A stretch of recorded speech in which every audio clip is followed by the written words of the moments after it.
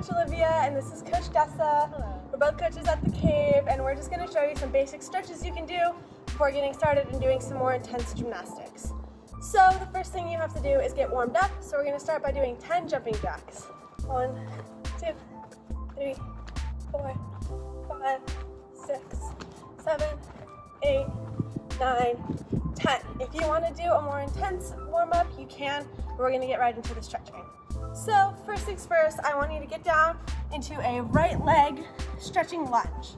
So Coach Dessa is going to be showing you the side view, and I'm going to be showing you the front view.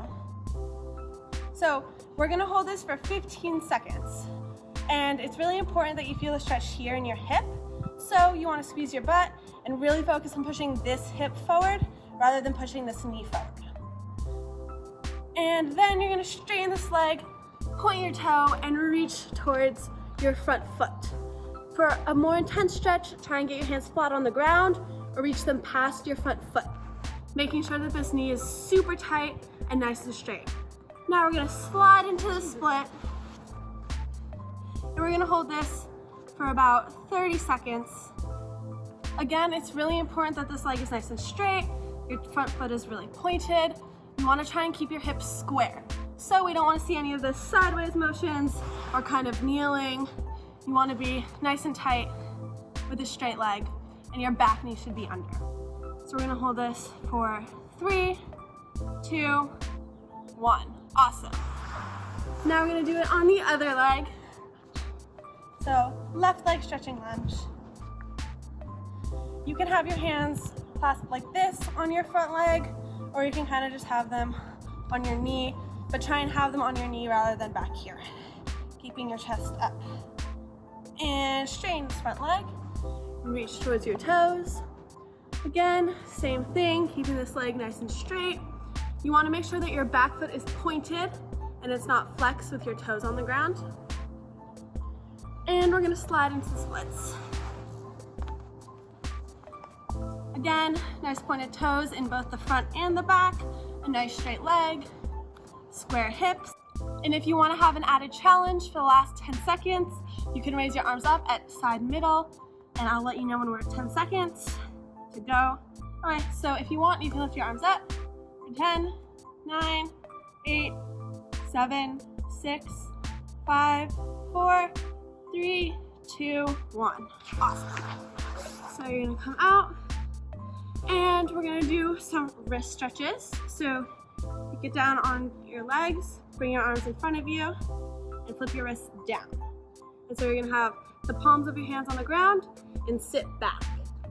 You want your butt touching your heels no matter what. But if you don't feel as much of a stretch, you can move your hands a little bit further away from your body. You want to be thinking about pushing your palms right here towards the ground. And we're gonna be holding this for 15 seconds as well. Awesome. Now you're gonna lift your hands up, flip them the other way, and point them down. And so the backs of your hands are gonna be on the ground. Again, your butt should be touching your heels, and you should be feeling it right here in the front of your wrists. Don't push too hard, because you don't wanna hurt your wrists. So you're just gonna keep it here. If you wanna kind of bend and straighten your arms a little bit, you can, but make sure one arm is straight at all times. Now we're gonna take your hands, put them sideways, put them on the ground, kind of so they're facing towards each other, and you're gonna rock back and forth like this for another 15 seconds. During all of these, you wanna have your arms nice and straight, or as straight as you can get them without feeling any pain. Okay, now we're gonna do some neck exercises. So you're gonna grab your hand on your head and gently pull to one side. We're gonna hold this for 10 seconds. Don't pull too hard, but just enough so you feel a stretch right here. And the other side. You wanna try and get your ear to your shoulder. And we're gonna hold this for 10 seconds. And interlock your fingers, bring them behind your head, and gently pull your head down, not too hard. You can try and look at your belly button. And for the last 10 seconds, you're gonna look up. Don't use your hands. Just look up. You should feel it in the back of your neck. Good. and 3 circles in each direction. You want to go all the way down, all the way around.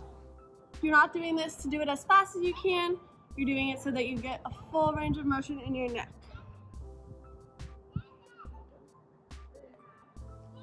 Good. Really quickly, stand up.